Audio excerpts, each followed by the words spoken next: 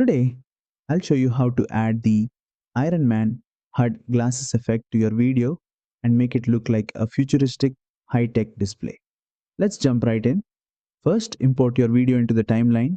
Make sure your subject's face is clearly visible as Filmora will track the effect automatically. Now, head over to the effects panel and search for HUD glasses.